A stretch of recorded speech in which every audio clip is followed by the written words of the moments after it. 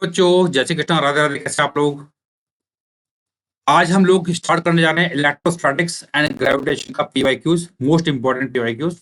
Again, इसका purpose ये है कि सारे कॉन्सेप्ट्स आपके कवर हो जाएं, आपके जेईई मेंस 2025 में एक अच्छे मार्क्स आ जाएं। तो ये अपना पर्पज है, तो हम इसको स्टार्ट करने जा रहे हैं। तो पहला क्वेश्चन है आपके सामने। 64 conducting drops, each of radius of 0.02 meter, each carrying a charge of 5 coulomb, are combined to form a bigger drop. The ratio of surface density of bigger drop to the smaller drop will be. तो आपको यहाँ पर ratio of surface density निकालना है। तो आपको question को, ये वीडियो को पॉज कर देना है एंड उसके बाद इसको अटेम्प्ट करना है। चलिए, मेरे ख्याल से आप लोगों ने इसका आंसर निकाल लिया होगा, तो मैं इसका सोल्यूशन दिखा देता हूं आपको। इसका आंसर है बी। आंसर इसका बी है। क्या लिखा है? 64 कंडक्टिंग ड्रॉप्स। तो यहां पर ये कंडक्टिंग ड्रॉप्स हैं, तो ये कितनी है? 64। ये कंबाइंड होकर एक बड़ी ड्रॉप बना रही है। और हर एक का अगर इसका चार्ज क्यू है, ये चार्ज क्यू है, तो इसका चार्ज हो जाएगा 64 टाइम्स ऑफ क्यू। और इसकी रेडियस अगर कैपिटल आर है और इसकी रेडियस अगर स्मॉल आर है ना, तो 64 into 4 rho into 4 pi by 3 r cube. This is the mass of entire 64 drops. ये किसके बराबर होगा? Mass of this single drop के बराबर होगा। तो this rho into 4 pi by 3 capital R की। तो रो से रो गया, 4 पाई बाई 3 से 4 पाई बाई 3 गया, तो आर की वैल्यू कितनी आ गई?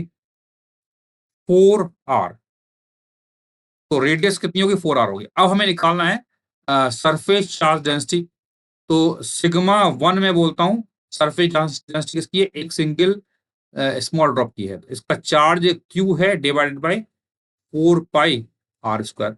और सिग्मा 2 में बोल रहा हूं बड़ी वाले का, तो चार्ज है 64 times of q divided by 4 pi r. कितना है? 4 आर का स्क्वायर। ठीक है, तो आपको निकालना है सरफेस रेशियो ऑफ बिगर। तो बिगर है सिग्मा 2 बाई सिग्मा 1। तो सिग्मा 2 है 64 q divided by 4 pi into 16 r square divided by q divided by 4 pi are square. Q से क्यू गया, आर स्क्वायर गया, 4 पाई से 4 पाई गया। तो 64/16 कितना आएगा? It is 4। तो सिग्मा 2/सिग्मा 1 की वैल्यू कितनी आ रही है? 4। 4:1 will be the answer. Next question है, the electric potential at the centre of two concentric half rings of radius R1 and R2 having linear charge density lambda is. तो यहाँ पर centre पर क्या निकालना है आपको? Electric potential. तो इसको पॉज कर लीजिए वीडियो को और फिर इसको अटेम्प्ट कीजिए आप लोग। आई होप आप लोगों ने इसका आंसर निकाल लिया होगा। तो इसका आंसर मैं बता देता हूँ। इसका आंसर है बी। Answer is B.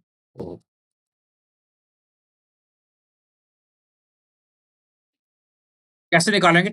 देखो, इस सेंटर पे पोटेंशियल निकालना है, तो दोनों के कारण आएगा। इसके कारण आएगा तो फॉर्मूला होता है के इंटू इसका चार्ज। चार्ज कितना होगा? लैम्डा इंटू इसकी लेंथ कितनी है? पाई R2 बाहर वाले का डिवाइडेड बाई R2 प्लस के इंटू लैम्डा पाई R1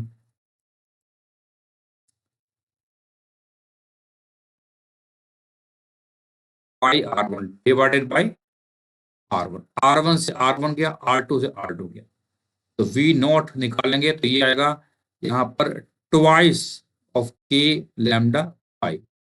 और के की वैल्यू है 1/4 पाई F0। 4 पाई 0 की वैल्यू है इंटू 2 पाई लैम्डा। पाई से पाई गया, 2 से A2 गया, तो ये आ गया लैम्डा डिवाइडेड बाई 2F0। ये है V की वैल्यू। ये है lambda divide by 2F0। That is answer. हाँ जी, at what distance above and below the surface of earth a body will have same weight, take radius of earth as R. तो above and below the surface of earth हमें निकालना है कहाँ पर same weight होगा। Same weight की height निकालनी है और डेप्थ।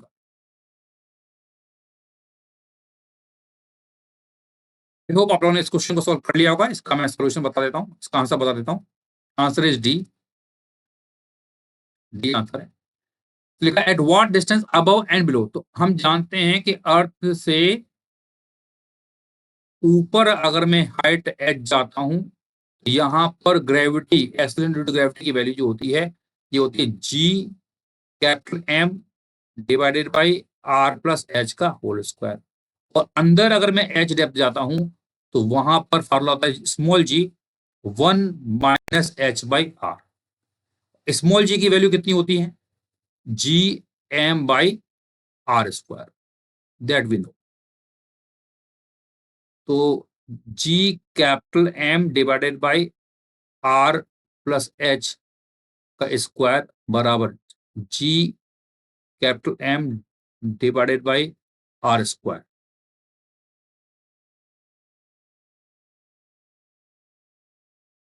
और यहां आएगा R minus H divided by are.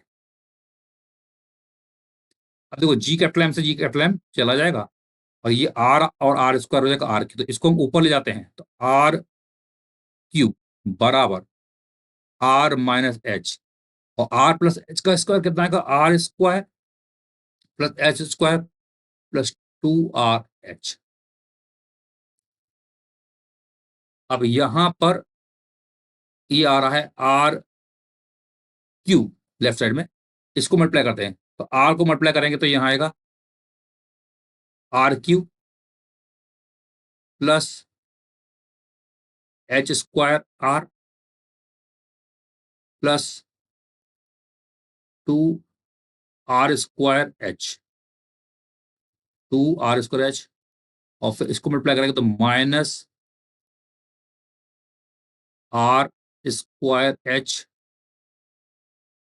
Minus H cube minus 2r² h, है ना। तो आर क्यू से आर क्यू चला जाएगा, है ना, एक बार चेक कर लेना। R Q H square R minus 2r²h, ठीक है, प्लस ये आएगा minus r²h minus H Q minus 2r, ठीक है, ये आ गया।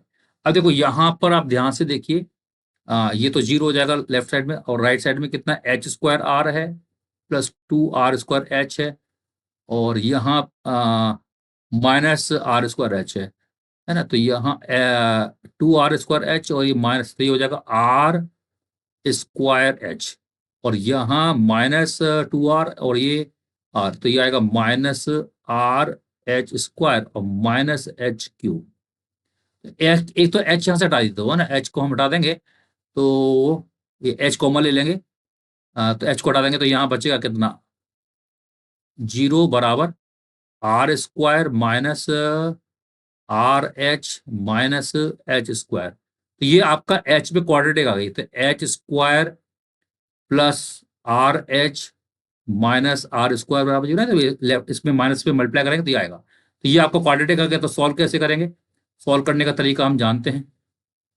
ये h की वैल्यू आएगी माइनस बी यानी minus R plus minus root of b² यानी r² -4 × 1 × -r² डिवाइडेड बाई 2। तो h की वैल्यू आएगी minus R plus minus root of 4 minus minus plus, तो 5r² डिवाइडेड बाई 2। तो देखो यहाँ प्लस ही होगा, माइनस तो होगा नहीं। तो h की वैल्यू कितनी आ रही है? √5r minus R divide by 2, that is the answer. D is the answer. Statement 1 2 दिया है, electric potential is constant within and at the surface of a conductor of each conductor. Electric field just outside the charged conductor is perpendicular to the surface of conductor at every point. करिए। तो इसका answer मैं बता देता हूं। इसका answer है A. बहुत सिंपल क्वेश्चन है। Both statement 1 and 2 are correct, तो बिल्कुल सही है। पहला स्टेटमेंट भी सही है क्योंकि इलेक्ट्रिक पोटेंशियल हम जानते हैं कंडक्टर के अंदर और सरफेस पर सेम ही रहता है और कांस्टेंट रहता है। इलेक्ट्रिक फील्ड जस्ट आउटसाइड जो होती है वो सरफेस के परपेंडिकुलर होती है। Next question, if V is the gravitational potential due to sphere at of uniform density on its surface, then its value at the center of the sphere will be।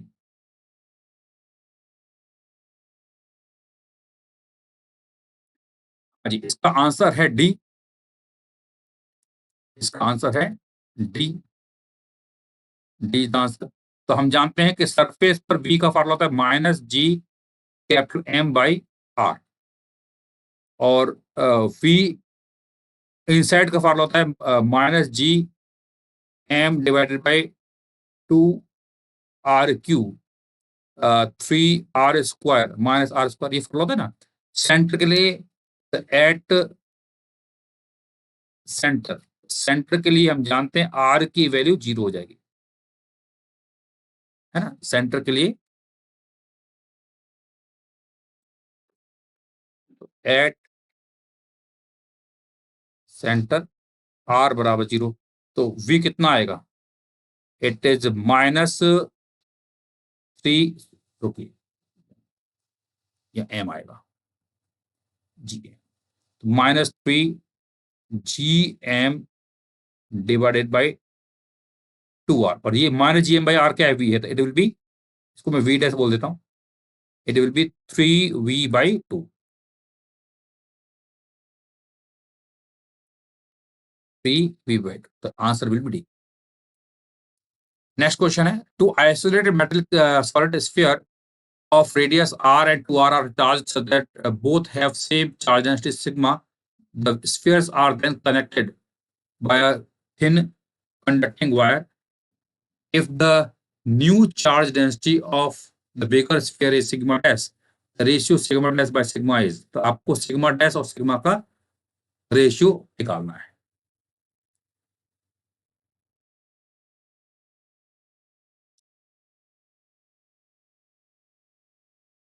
इसका answer मैं reveal कर देता हूं। इसका answer है D. D is the answer. क्या लिखा है? Two isolated metallic solid sphere of radius r and 2r। यहाँ पर दो सॉलिड स्फीयर हैं, मेटेलिक सॉलिड स्फीयर हैं, इसकी रेडियस r है, इसकी रेडियस 2r है, and they are charge so that both have the same charge. इसकी चार्ज डेंसिटी सिग्मा है, इसकी चार्ज डेंसिटी भी सिग्मा है। The spheres are then connected by a thin conducting wire. New charge density of the bigger sphere is sigma dash. देखो अभी यहाँ sigma है और इसको मैंने जोड़ दिया है, तो फाइनली बोल रहा है कि इस बड़े वाले का डेंसिटी सिग्मा डैश है। तो कैसे निकालेंगे? देखिए, अगर मैं कहता हूं कि जोड़ने से पहले इसका चार्ज अगर Q1 है, इसका चार्ज Q2 है, और बाद में इसका चार्ज है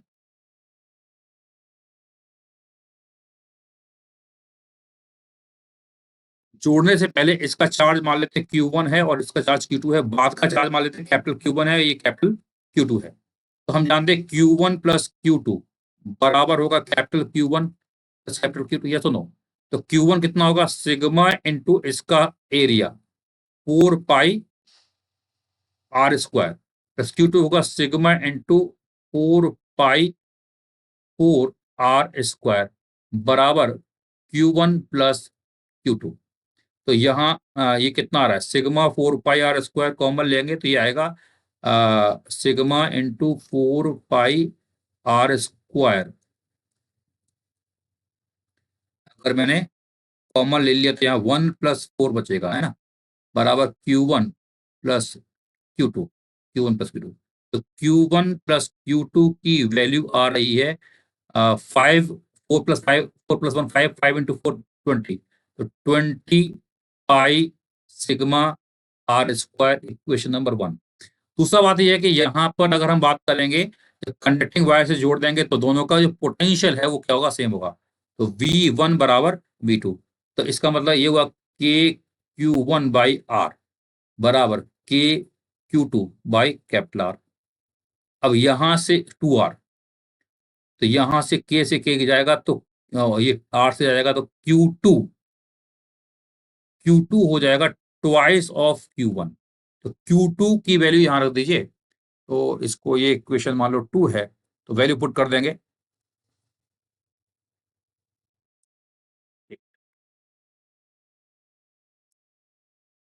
ये वैल्यू पुट कर देंगे तो मैं इसको नेक्स्ट स्लाइड में लिखूंगा। तो Q2 बराबर ट्वाइस ऑफ Q1, तो यानी कि आपका यहाँ पर ये हो जाएगा थ्राइस ऑफ Q1 बराबर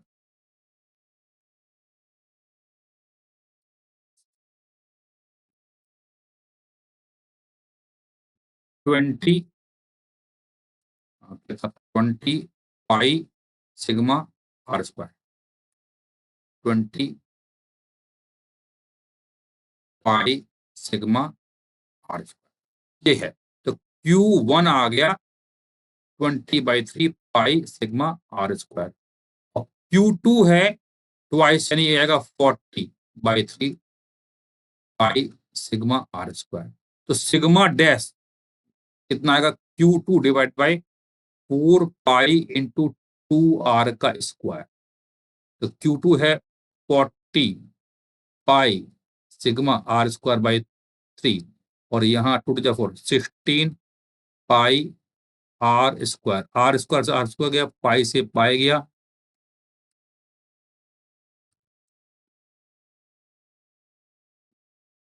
sigma dash 5/6 sigma.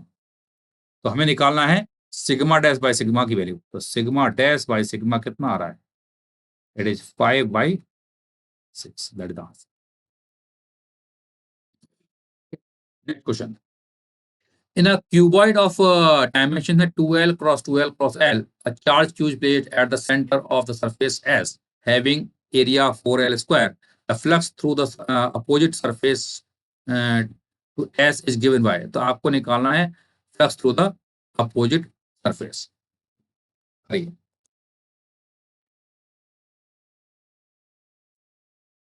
I hope आप लोगों ने क्वेश्चन को सॉल्व कर लिया होगा। तो मैं इसका सोल्यूशन बता देता हूँ कि यहाँ पर आपको दिया हुआ है एक क्यूबॉइड।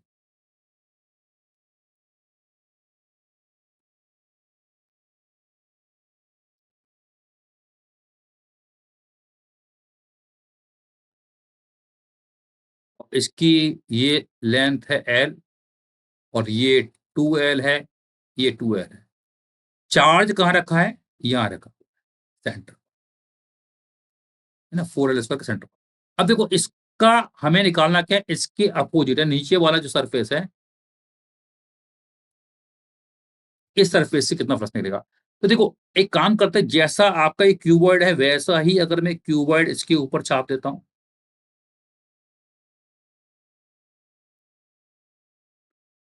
है ना, वैसा ही क्यूबॉइड अगर मैं इसके ऊपर लगा देता हूं, तो अब ये चार्ज जो है, ये चार्ज क्यू है, अब क्या आएगा?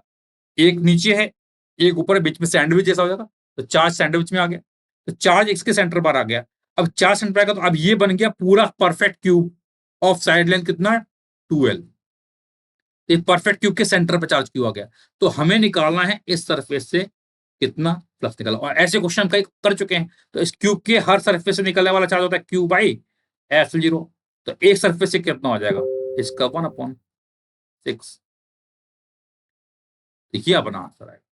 तो ये फ्लक्स है Q/F0 into 1/6। तो D will be the answer। चलिए नेक्स्ट क्वेश्चन है, a particular charge q mass m charge minus q mass m moves in a circular radius r around an infinitely long line charge of linear charge density plus lambda, and time period will be given by। आपको निकालना है time period कितना होगा।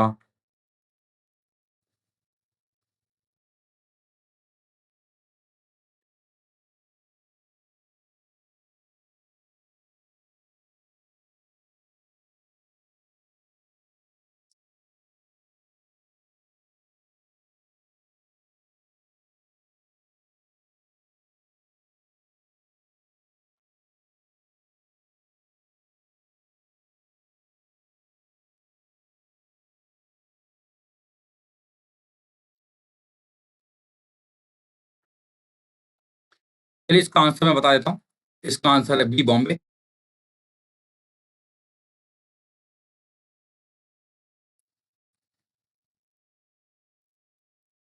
B is the answer. इसमें कैसे करेंगे? देखो यहाँ पर एक इनफाइनेटली लॉन्ग वायर है और इसका लैम्डा हमारा चार्ज डेंसिटी है और ये चार्ज पार्टिकल इस प्रकार से सर्किल में मूव कर रहा है।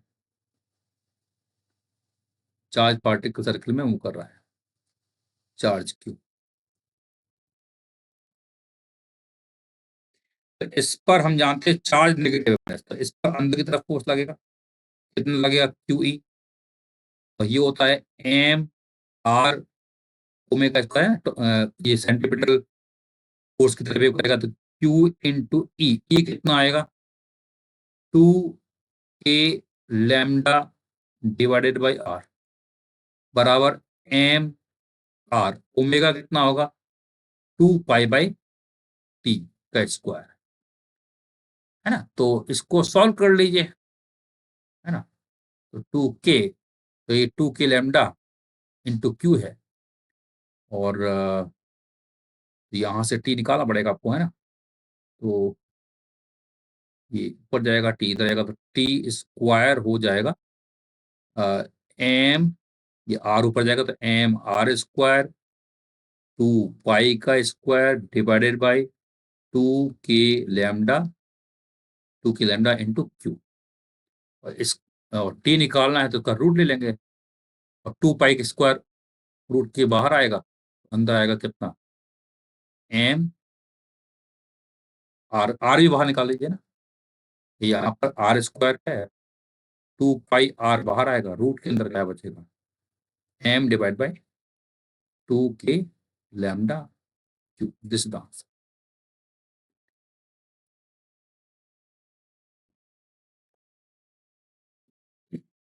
Graphical variation of electric field due to a uniformly charged insulating solid sphere of radius r with distance r from the center O is represented by। बहुत सिंपल क्वेश्चन है, कर लीजिए। तो इसका आंसर क्या होगा? It is a. आंसर इसका ए आएगा। हम जानते हैं कि R less than capital R में electric field is proportional to R और R greater than capital R में ई प्रोपोर्शनल होता है 1/r²। तो यहाँ लीनियर करवाएगा फिर डिक्रीजिंग करवाएगा, तो A is the answer. Question number 10, 4 option है, आपको मैच करना है, सॉल्व कीजिए।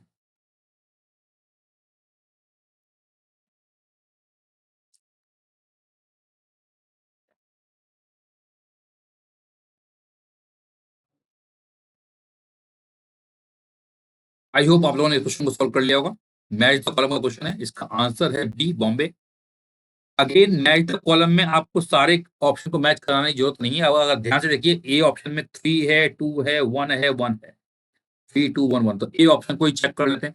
काइनेटिक एनर्जी ऑफ प्लैनेट, तो प्लैनेट की काइनेटिक एनर्जी हम जानते हैं पॉजिटिव होगी, तो यहाँ ये पॉजिटिव है, ये पॉजिटिव है ना। तो ये आपका यहाँ पर आ, ये Gmm/2a है ना, A is the radius of the planet. तो इसका आंसर क्या होगा? ये हो सकता है, ये पॉसिबिलिटी नहीं है। और बाकी हम जानते हैं एक का 2 में ही मैच हो रहा है, बाकी कोई मैच नहीं हो रहा है, तो आपका ऑप्शन बी हो जाएगा। बाकी देखें, gravitational energy of sun planet system, तो ये फार्मूला क्या हो जाएगा? -Gmm/a। ठीक है, टोटल मैकेनिकल एनर्जी क्या आएगा? -Gmm/2a हो जाएगा। ठीक, फोर्थ हो जाएगा। इसके वेलोसिटी, इसके energy at the surface of planet for unit mass object है, तो इसका आंसर ये हो जाएगा Gmm/r। यूनिट मास मतलब मास 1 है। ठीक है, तो यहाँ A is the radius of planet दिया हुआ, R is the radius of, है ना, ये सब दिया हुआ है।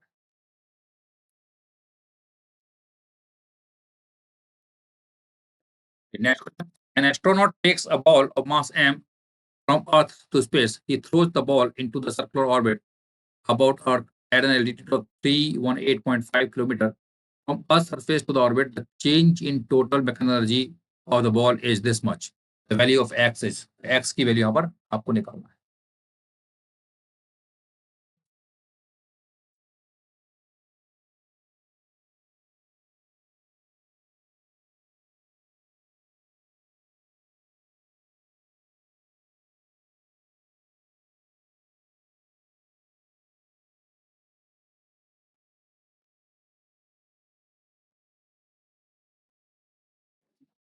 आई होप आप लोगों ने इसका आंसर निकाल लिया होगा।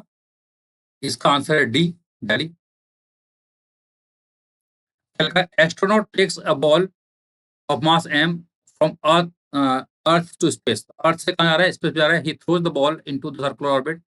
ठीक है। तो चेंज इन टोटल मैग्नेट, देखो हमें निकालना है चेंज। जब ये कहाँ पे था, सरफेस, अर्थ के सरफेस पर था। तो अगर ये अर्थ के सरफेस पे था और फिर बाद में मैंने इसको इस ऑर्बिट में प्रोजेक्ट कर दिया, तो आपको ई इनिशियल निकालेंगे। तो इनिशियल जो है केवल पोटेंशियल एनर्जी होगी, काइनेटिक एनर्जी नहीं होगी। तो ये कितना आएगा, minus G capital M small M divided by R, divide by R. R मतलब आर ई जो भी है ये। के इनिशियल जीरो ये। अच्छा, उसके बाद क्या होगा, ई फाइनल। जब ये ऑर्बिट में होगा तो इसकी होगी minus G capital M small M divided by 2 times of R A plus H. अब देखो ये एच दिया हुआ है, ये एच की वैल्यू है। तो ध्यान से निकालोगे तो एच की वैल्यू दिया है ये, तो आर ए दिया हुआ है।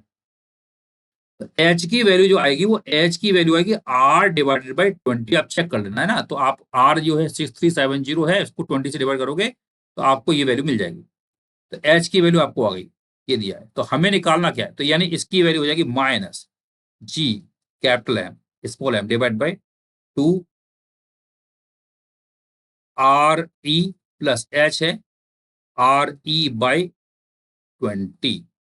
तो ये ऊपर जाएगा, इस प्रकार से जाएगा। तो ये minus G capital M small M और 20 प्लस 1 21 हो जाएगा।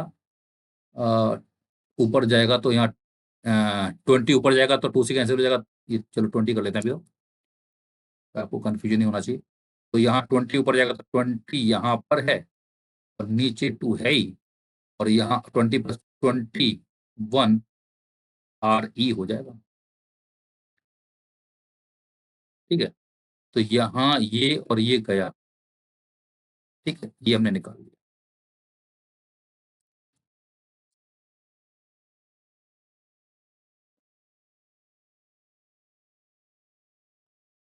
तो यहाँ पर आपको निकालना है चेंज, यानी कि आपको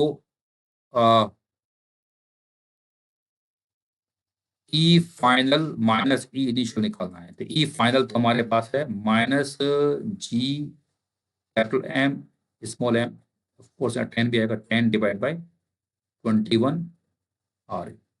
और ये माइनस माइनस हो जाएगा प्लस, है ना। ये G capital M small M divide by R. तो 21 से ऊपर नीचे मल्टीप्लाई करेंगे तो यहाँ 21 माइनस 10 करेंगे तो कितना आएगा, 11 G M small M divide by 21। तो यहाँ पर x की वैल्यू कितनी आएगी, 11 आ जाएगी। ठीक है।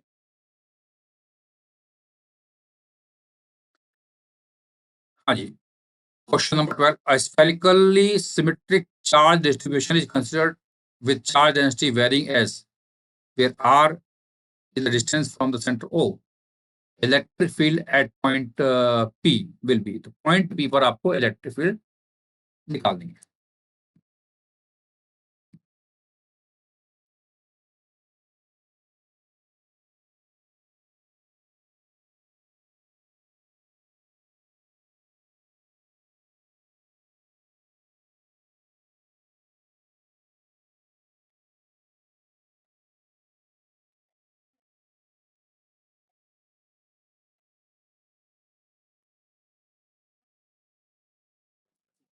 चलिए, तो आई थिंक आप लोगों ने क्वेश्चन को सॉल्व कर लिया होगा। इसका मैं आंसर दिखा देता हूँ आपको।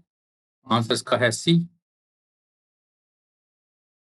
तो कैसे करेंगे? देखो, हम जानते हैं कॉन्सेप्ट जो लगेगा वो गॉस लॉ लगेगा। तो यहाँ पर एक हम अ, गॉसियन सरफेस लेंगे। तो गॉसियन सरफेस लेंगे, तो इसके अंदर चार्ज कितना होगा? तो चार्ज इनसाइड निकालना है। It will be integral of rho dV.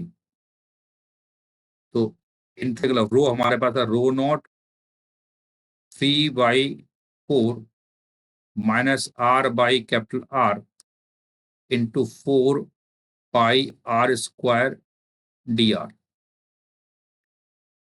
तो रो नॉट इंटू 4 पाई, रो नॉट 4 पाई बाहर आएगा, इंटीग्रल ऑफ यहाँ बचेगा 3/4 r² minus r³ into dr। Limit जाएगी 0 से r। चार्ज इनसाइड आ गया rho nought into 4 pi, r² condition होगा r³/3। तो यहाँ पर बचेगा कितना? r³/3, 3 चलेगा तो बचेगा केवल 4, और माइनस यहाँ r³ है तो r की पावर हो जाएगा 4 डिवाइडेड बाई 4r। ये आ गया। ये है चार्ज इनसाइड।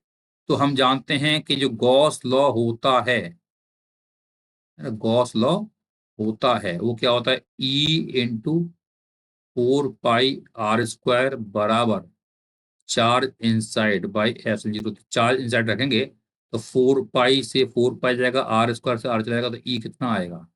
1/4, 1/0। ऊपर बचेगा क्या? रो नॉट। और यहाँ पर एक r बाहर आएगा, है ना? एक r भी बाहर आएगा। तो सॉल्व करने पर E की वैल्यू आती है rho nought r divide by 4 F0 1 minus r by capital R। That is the answer.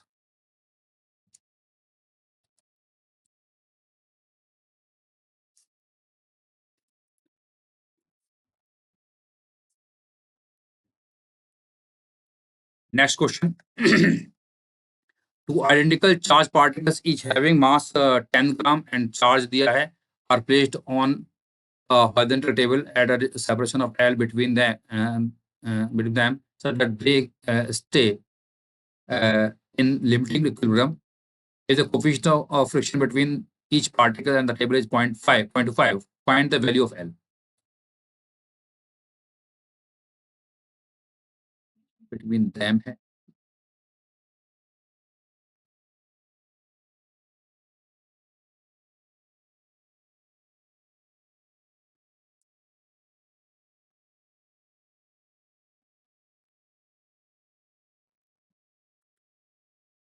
I hope आप लोगों ने क्वेश्चन को कर लिया होगा। इसका आंसर बता देता हूँ। इसका आंसर है ए। लिखा है टू आइडेंटिकल चार्ज पार्टिकल्स। यहाँ पर दो चार्ज पार्टिकल्स हैं और इस प्रकार से रखा हुआ है इनको, एंड इनके बीच का डिस्टेंस है L।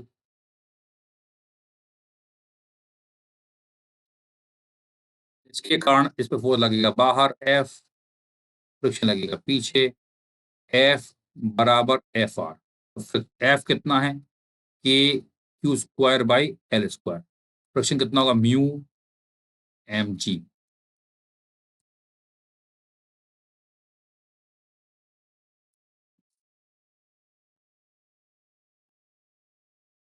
तो यहाँ पर निकालना क्या? L निकालना है। तो K की वैल्यू है 9 इंटू 10⁻⁹। चार्ज दे रखा है 2 10⁻⁻7 स्क्वायर डिवाइडेड बाई L² निकालना है। म्यू कितना है? 0.25। और मास कितना दे रखा है? 10 ग्राम। तो 10⁻³ इंटू जी कितना है? इज 10। तो सॉल्व करोगे तो L की वैल्यू आती है 12 सेंटीमीटर। That answer. हाँ जी, नेक्स्ट क्वेश्चन है, light planet is revolving around a massive star in a circular orbit of radius r with a period of revolution t. The force of attraction between planet and the star is proportional to r की power minus 3/2 and choose the correct option. तो आपको यहाँ पर correct option choose करना है। Hope आप लोगों का आंसर आ चुका होगा। इसका मैं आंसर बता देता हूँ। इसका आंसर है A. Light planet is revolving around the massive star in circular orbit. Force F दे रखा है, it is proportional to R की पावर। तो यह है के डिवाइडेड बाई आर की पावर 3/2 और ये होगा एम इंटू ए सी। ए सी होता है आर ओमेगा स्क्वायर। ओमेगा है तो के डिवाइड बाई आर की पावर 3/2 बराबर एम आर। ओमेगा होता है 2 पाई/टी का स्क्वायर। तो इस आर को इधर ले जाओगे तो टी स्क्वायर प्रोपोर्शनल टू होगा आर की पावर 3/2 प्लस 1 दैट इज 5/2। तो टी प्रोपोर्शनल टू आर की पावर हो जाएगा 5/4। ओके, हमें टी स्क्वायर ही निकालना है, तो ये आंसर। ठीक है, ये था answer.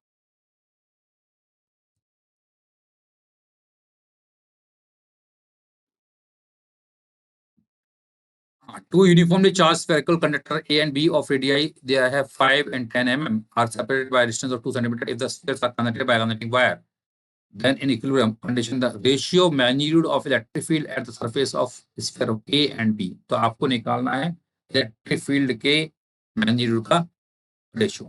Please solve this question.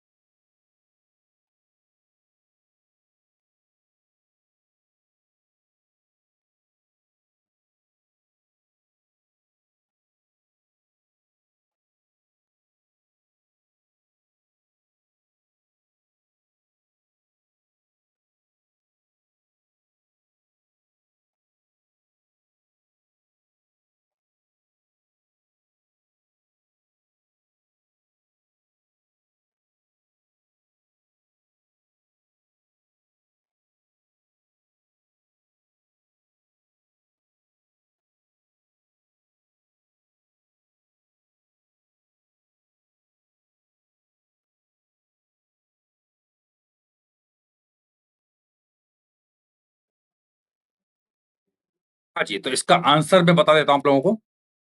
Answer is B. क्या लिखा है? यूनिफॉर्मली चार्ज कंडक्टर है, इसकी रेडियस 5 है, इसकी रेडियस 10 है। तो इसको मैं, अगर मैं आर रेडियस मान लेता हूँ, इसको 2r मान लेता हूँ, जोड़ दिया, तो हम जानते हैं कि यहाँ पे चार्ज का फ्लो होता है जब तक कि दोनों का पोटेंशियल सेम ना हो जाए। तो यहाँ मान लेते हैं फाइनल चार्ज Q1 है, Q2 है, तो K Q1/R बराबर K Q2/2R। तो K से K गया, R से R गया, तो यहाँ से Q2 जो आ रहा है, it is twice of Q1। ये आ गया। अब क्या लिखा है यहाँ पर? Ratio magneto electric field. Electric, देखो, इलेक्ट्रिक फील्ड की बात करेंगे तो E1 होगा के Q1/R²। E2 कितना आएगा? के Q2/2R। 2r का होल स्क्वायर। तो यहां पर आपको E1 बाई E2 निकालना। तो दोनों को डिवाइड करेंगे तो यहां पर k से k चला जाएगा तो यहाँ आएगा Q1 बाई Q2 है ना, r से r चला जाएगा तो 2 का स्क्वायर करेंगे तो ऊपर जाएगा तो 4 आ जाएगा 4। और Q1 बाई Q2 कितना है? It is 1/2। तो 4 इंटू 1/2। आंसर कितना है? 2 आया। तो 2:1 is the answer, B the answer.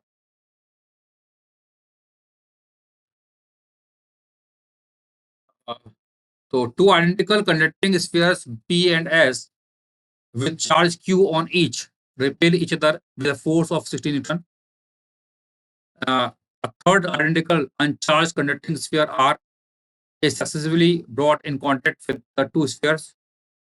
New force of repulsion between P and S is। Solve कीजिए।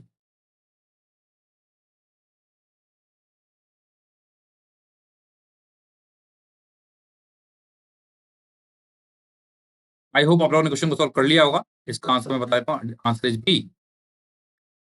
To identical conducting sphere P and S, यहाँ पर एक P है और ये S है, इस पे चार्ज Q है, चार्ज Q, तो रिपेल ईच अदर।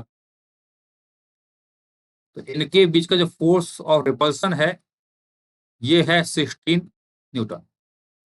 लिखा थर्ड आइडेंटिकल चार्ज, ये है R, अनचार्ज है। तो इसको R को अगर मैं P से टच करूंगा तो इसका चार्ज Q है, इसका 0 है। तो हम जानते हैं कि फाइनली P को चार्ज जो आएगा, P पर जो चार्ज आएगा इट विल बी Q/2। और इस R पे भी चार्ज कितना आएगा? Q/2। फिर इसको मैंने इससे टच किया था, यहाँ चार्ज Q है, यहाँ Q/2, तो आधा आधा डिवाइड हो जाएगा। तो अब Q/2 प्लस Q होता है 3Q/2, तो आधा करेंगे तो 3Q/4। अब इनके बीच का फोर्स निकालना है। तो मान लेते हैं फोर्स जो है F डैश है, तो F डैश कितना आएगा? K into Q/2 into 3Q/4 divided by separation between them कितना है? R square. सेपरेशन को चेंज किया नहीं है ना, तो यहां पर ये आपका Q²/R² होगा ना। तो यहां पर ये कितना आ रहा है? 3/8 KQ²/R²। तो F डैश कितना आ रहा है? 3/8 इंटू ये टर्म होगा F, और F की वैल्यू कितनी है? 16। तो 3/8 इंटू 16, तो F डैश की वैल्यू कितनी आ रही है? 6 Newton. That is the answer. Question number 17. The gravitational potential at a point above the surface of Earth is this much, and the acceleration due to gravity at the point is given to you this much. Assume that the mean radius of the Earth is 6400 kilometer. The height of this point above the Earth's surface is। तो आपको निकालना है कितनी height पर ये point होगा।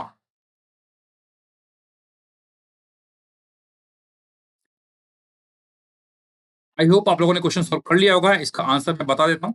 Answer है इसका ए। तो लिखा है ग्रेविटेशनल पोटेंशियल, ये होता है minus G capital M divided by R plus H.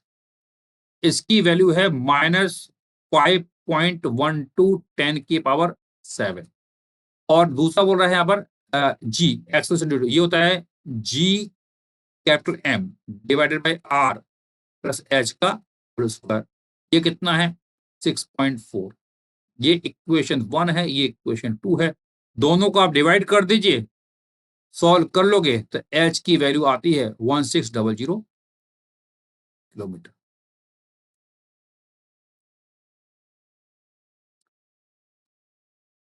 Two planets A and B having masses m1 and m2 move around the sun in circular orbit of radius r1 and r2 radii.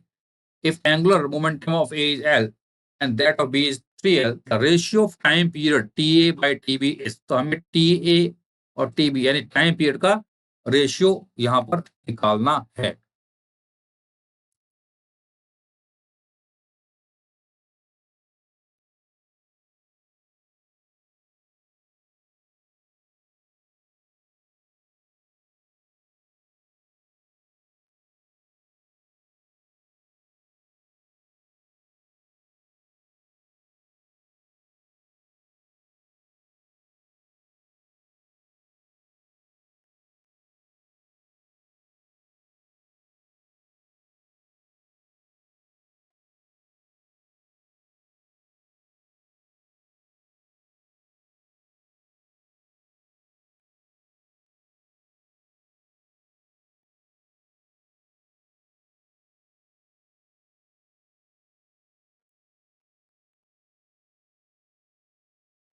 I hope आप लोगों ने question को solve कर लिया होगा।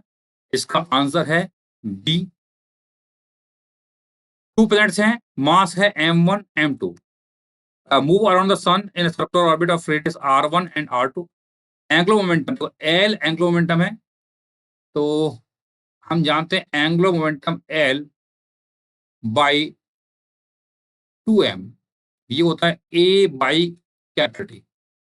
तो पहले case में एंगुलर मोमेंटम बोल रहा है L, तो L बाई 2m1 बराबर एरिया होगा पाई R1 स्क्वायर, और टाइम पीरियड को मैं बोल रहा हूँ TA।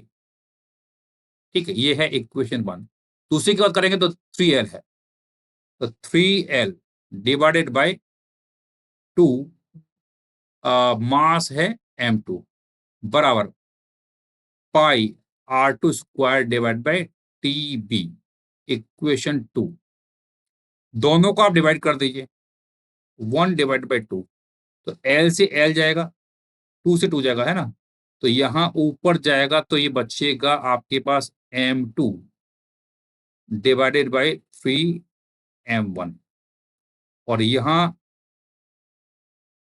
TB divided by TA, और यहां R1 square divided by R2 square, ये आ गया। तो हमें निकालना क्या है, हमें निकालना है ratio and TA by TB निकालना है। तो TA by TB, TA by TB कितना आएगा,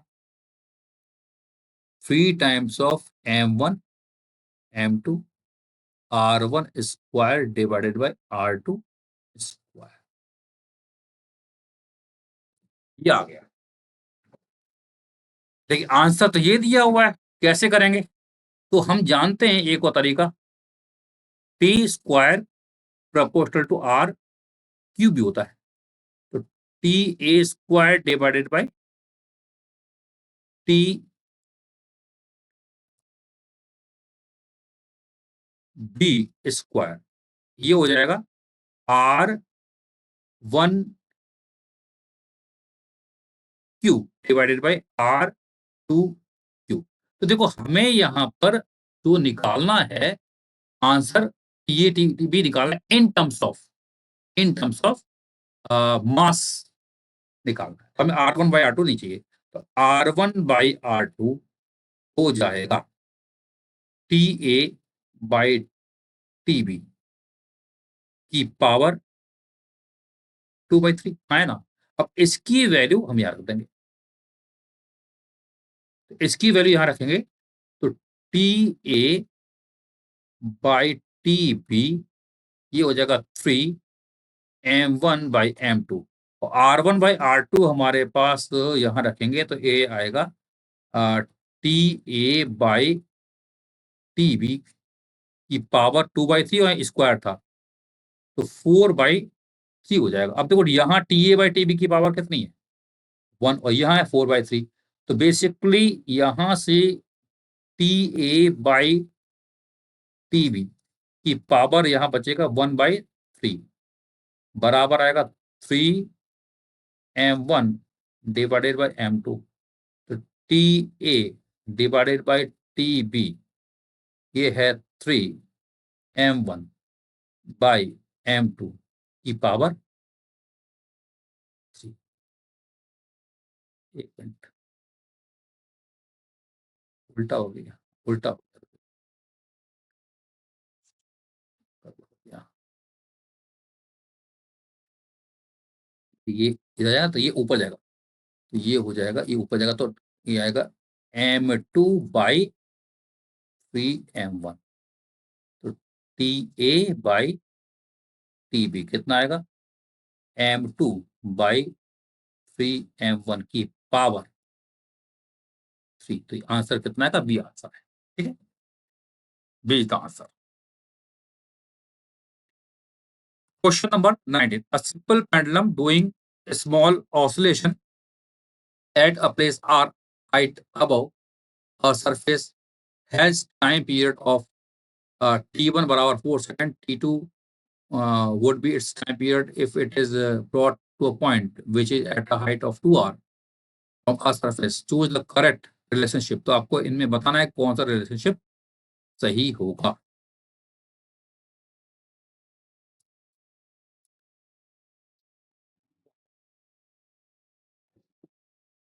आई होप आप लोगों ने क्वेश्चन को सॉल्व कर लिया होगा। इसका आंसर मैं रिवील कर देता हूँ, इसका आंसर है डी। आंसर डी है। Simple pendulum do small oscillation at a place R height above. Time period का फॉर्मूला हम जानते हैं, 2 pi root of L by G होता है, और जी की वैल्यू होती है G capital M divided by R plus H का स्क्वायर। तो इसकी वैल्यू रखेंगे तो टी हो जाएगा 2 पाई रूट ऑफ एल, और ये है G capital M R plus H का स्क्वायर, है ना।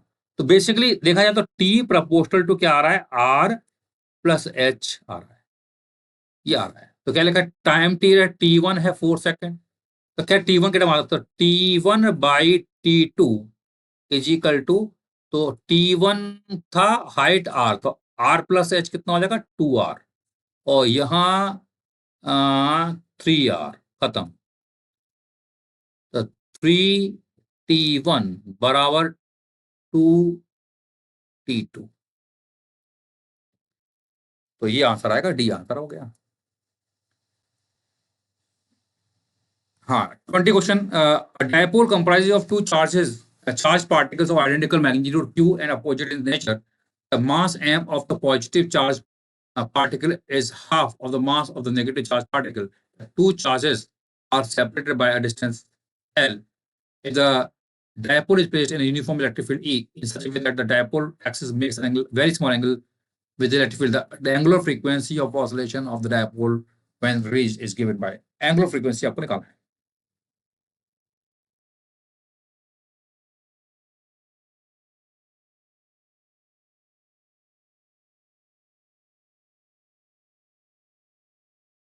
आई होप आप लोगों ने इस क्वेश्चन को सॉल्व कर लिया होगा। अच्छा क्वेश्चन है ये भी, इसका आंसर है ए। देखिए क्या लिखा है, dipole comprising of two charge particle, magnitude Q है अपोजिट नेचर में, the mass m of positive charge particle is half the mass of negative charge, यानी कि यहां पर बोल रहा है कि एक तो हमारे पास पॉजिटिव चार्ज पार्टिकल है, एक नेगेटिव है। तो positive charge particle mass of m, और यानी ये m जो है it is half of the mass of negative वाला। इसका मास कितना होगा 2m, तभी तो इसका हाफ होगा। और इनके बीच की डिस्टेंस दे रखी है आपको l, separation between the charges is l, and यहां पर एक एक्सटर्नल इलेक्ट्रिक फील्ड है और ये कुछ एंगल थीटा है। तो इसमें हम जानते हैं कि इस पर टॉर्क लगता है, तो टॉर्क आता है पीई साइन थीटा बराबर आई अल्फा।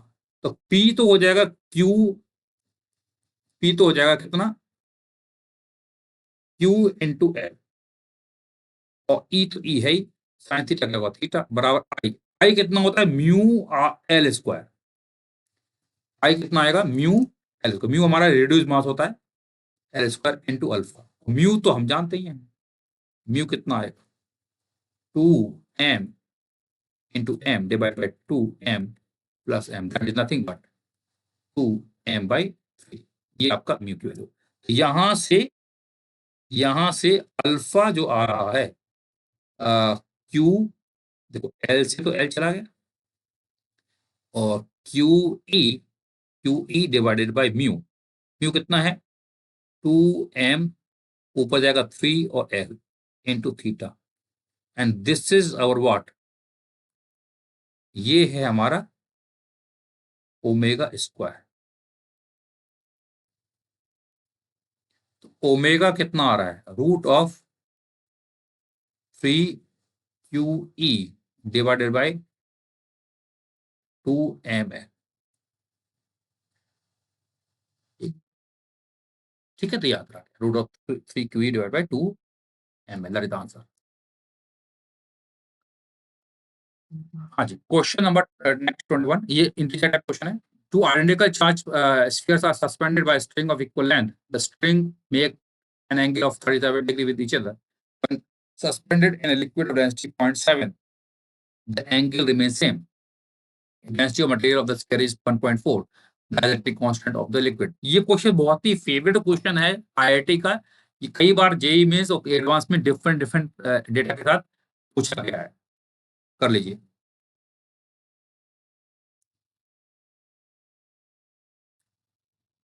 आई होप आप लोगों ने क्वेश्चन को कर लिया होगा, इसका आंसर आपको याद भी होगा। इसका आंसर है 2।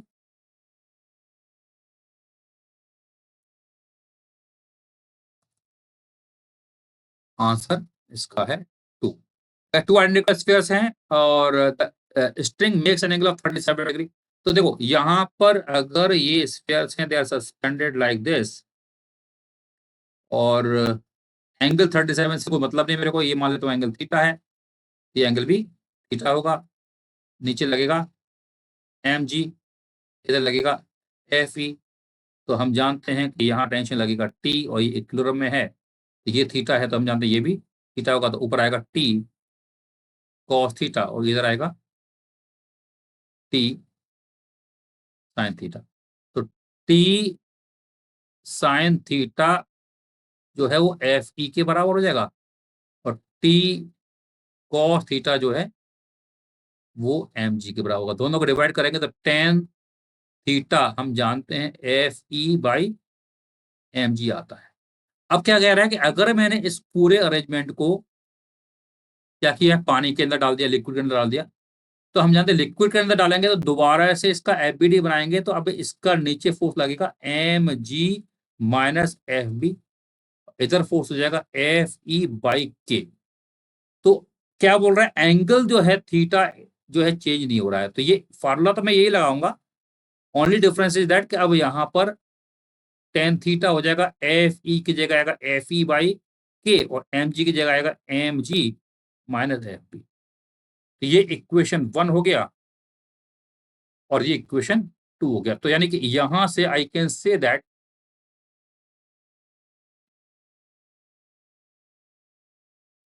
कि ये दोनों एंगल बराबर होंगे, तो नहीं FE डिवाइडेड बाई mg बराबर FE/K, और यहां आएगा mg माइनस FB।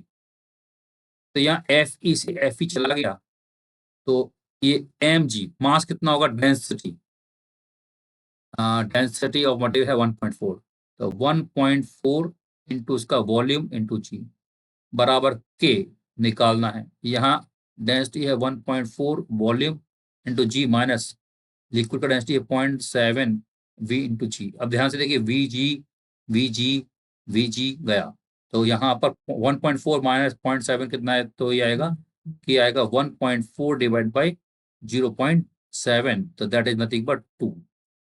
तो के की वैल्यू 2 आ गई।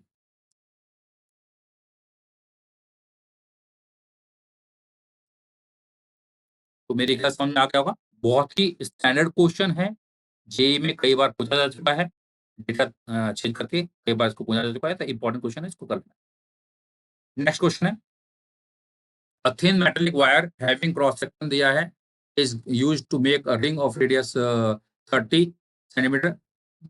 A positive charge of 2 pi coulomb is uniformly distributed over the ring, while another positive charge of 30 picocoulomb is kept at the center of the ring. Tension the ring is, तो ring में tension निकालना है, provided that the ring does not get deformed.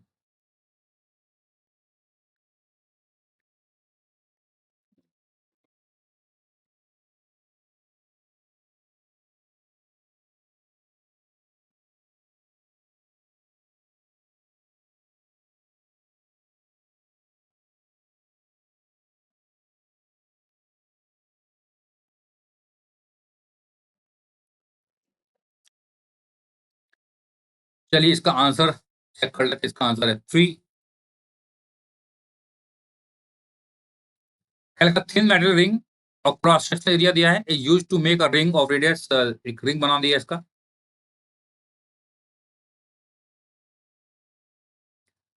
A positive charge this much is uniform charge रखा है इस पर distribution, while another positive charge यहाँ पर एक चार्ज रखा हुआ है। तो मान लो इसका लैम्डा है चार्ज पर यूनिट लेंथ, और यहाँ पे चार्ज मैंने मान लिया क्यू नॉट मान लेते हैं, लेट्स है ना। The tension in the string, देखो कैसे निकालते हैं। तो यहाँ पर हम एक काम करेंगे, छोटा सा एक एलिमेंट लेंगे रिंग का, और छोटा एलिमेंट लिया है आ, तो इसका ये एंगल और ये एंगल भी छोटा ही होगा, तो थीटा इज वेरी स्मॉल। तो यहाँ पर टेंशन इधर लगेगा और यहाँ पे टेंशन इधर लगेगा। लेट्स से टेंशन टी है, तो टी का एक कंपोनेंट इधर आएगा, एक नीचे आएगा, टी का इधर कंपोनेंट आएगा, एक नीचे आएगा। थीटा, थीटा 90 थीटा, ये है थीटा, ये है थीटा, तो नीचे आएगा टी साइन थीटा, यहाँ आएगा टी साइन थीटा, तो 2t साइन थीटा, ध्यान रखना थीटा बहुत छोटा है, बराबर ऊपर लगेगा इलेक्ट्रिक फोर्स। तो थीटा इज वेरी स्मॉल, तो 2t थीटा लिखेंगे, और इलेक्ट्रिक फोर्स कितना आएगा के चार्ज क्यू नॉट, और अ, इसका चार्ज होगा लैम्डा इंटू आर्क लेंथ, कितनी आएगी R into 2 theta divided by ये डिस्टेंस कितनी है आर स्क्वायर। तो ध्यान से देखिए, ध्यान से देखिए, तो theta to theta, theta to theta गया, आर से आर भी गया, तो टी कितना आया K Q naught lambda by R. अब तो बस कुछ भी नहीं वैल्यू पुट करना है, तो के की वैल्यू हम जानते हैं 9 10⁻⁹। चार्ज क्यू नॉट कितना दिया है, सेंटर पे है ना 30 पी को 10⁻⁻12। लैम्डा यहाँ पर 2 पाई चार्ज है, और रेडियस कितनी तरह की है, तो लैम्डा कितना आएगा, चार्ज है 2 pi divide by 2 pi R, R कितना है 0.3, है ना। तो सॉल्व करोगे तो आंसर आएगा 3 Newton, that is the answer. अच्छा क्वेश्चन है, मतलब बोलूंगा कि इस तरह के क्वेश्चन आते ही आते हैं। नेक्स्ट क्वेश्चन है, टू चार्ज पार्टिकल के -4 and +4 are placed at the point distance electric field का magnitude torque acting on the dipole is. तो आपको निकालना है डायपोल का जो टॉर्क लगेगा उस पर, उसका मैग्नीट्यूड निकालना।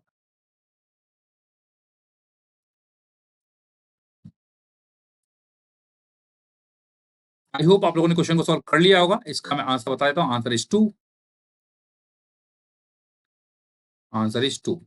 देखो यहाँ एक चार्ज ये रहा, एक चार्ज ये रहा, तो हम डायपोल वेक्टर पी जो होता है वो होता है क्यू इंटू एल वेक्टर।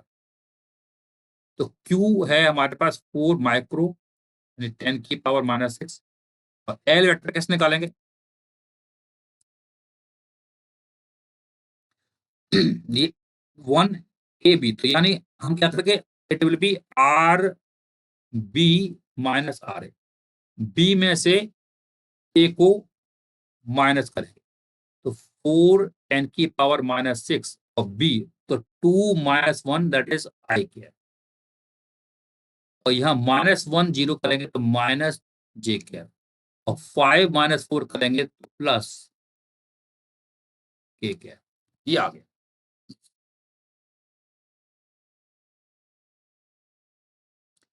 ये हमने निकाल लिया, ठीक है। तो पी की वेक्टर ये आ रही है, तो अब हमें निकालना टॉर्क। टॉर्क होता है पी क्रॉस ई, ई ए रहा, तो टॉर्क हो जाएगा पी है 4 10⁻⁻6 आई -j +k क्रॉस 0.2 आई के।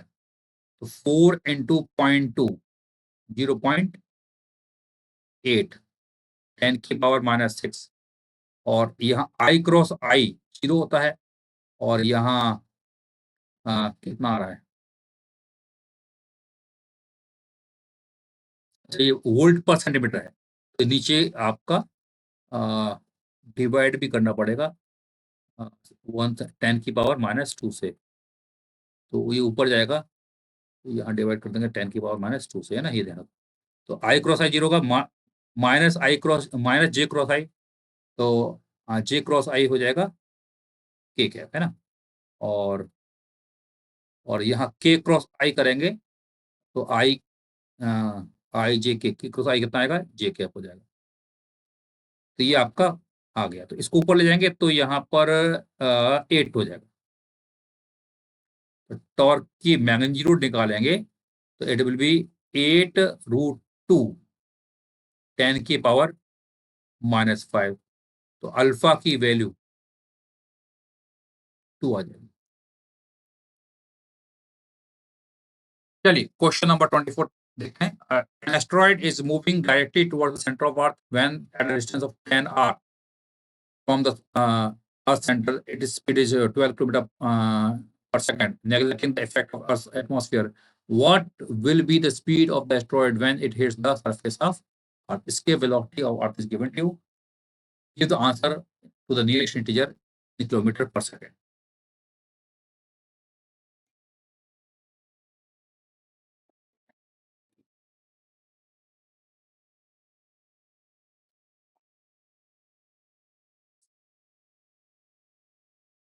आई होप आप लोगों ने क्वेश्चन को सोल्व कर लिया होगा। इसका आंसर मैं बता देता हूँ। आंसर इज 16 किलोमीटर पर सेकंड। क्या बोल रहा है? एक यहाँ पर एस्ट्रॉयड है और ये कहाँ पर है? डिस्टेंस दे रखा है 10 r पर। तो इसकी स्पीड दे रखी है v0 मान लेते हैं ना। और जब ये यहाँ पहुंचता है तो इसकी वेलोसिटी मान लेते हैं v हो जाती है। तो निकालना क्या है?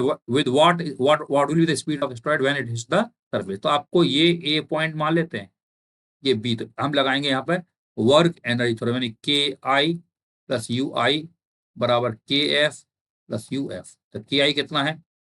Half M V naught square. U I कितना? Minus G capital M small M divide by 10 r।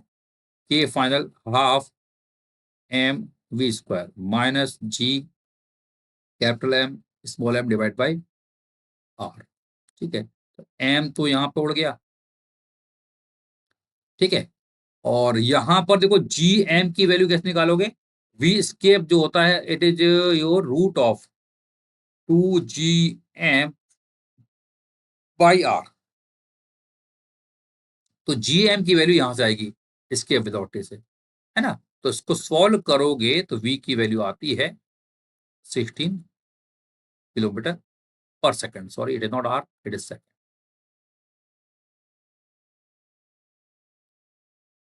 ठीक है, ये कॉन्सेप्ट है इसका। चलिए next question. If the earth suddenly sinks to 1/64 of its original volume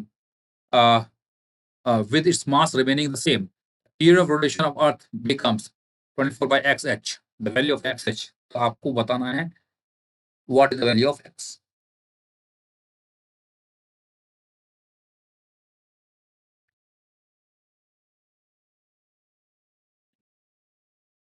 इसका आंसर मैं बता देता हूँ। आंसर है इसका 16।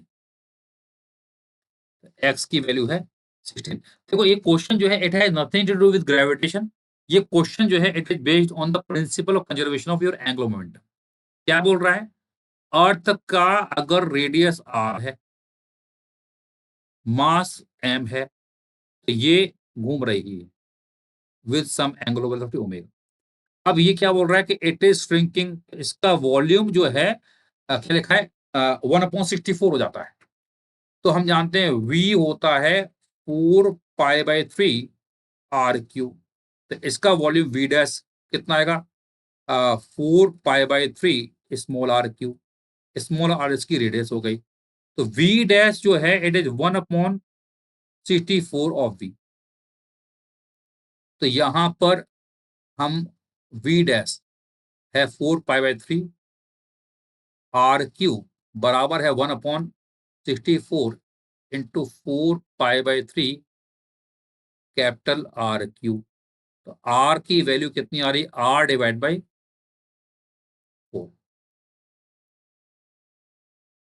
ठीक है, ये आ गया। तो रेडियस 1/4 हो गई। तो हम कॉन्सेप्ट जानते हैं कि एंगुलर मोमेंटम यहाँ कंजर्व रहता है। आई ओमेगा बराबर आई डैश ओमेगा डैश। आई कितना आएगा? 2/5 एम आर स्क्वायर ओमेगा, और बाद में हो जाएगा 2/5 M small R square into omega dash. ये गया। तो यहां से हमें निकालना है, पीरियड की बात कर रहा है, तो यहाँ पर आर स्क्वायर ओमेगा होता है 2π/T, और यहाँ स्मॉल आर की वैल्यू कितनी है? R/4। तो R² का स्क्वायर करेंगे 16 इंटू 2π/T डैश। 2π से 2π गया, R² से R² गया। तो T डैश कितना आएगा? T/16, और T की वैल्यू कितनी है? 24/16। X की वैल्यू कितनी आ गई? 16 आ गई। तो आंसर कितना है इसका? 16, that is answer.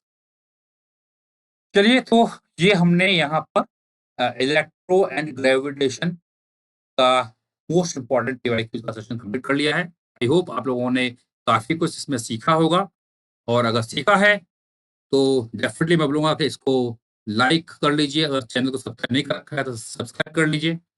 And please, जो भी आपका स्कोर आ रहा है इन टेस्ट में, वो आप स्कोर कमेंट में जरूर लिखिए। उससे मुझे काफी मोटिवेशन मिलेगा कि हाँ, आप लोग पूरा देख रहे हैं, आप अटेम्प्ट कर रहे हैं सिंसियरली, और अच्छा लगेगा कि आपका स्कोर क्या आ रहा है। चलिए, thank you very much, bye bye, take care.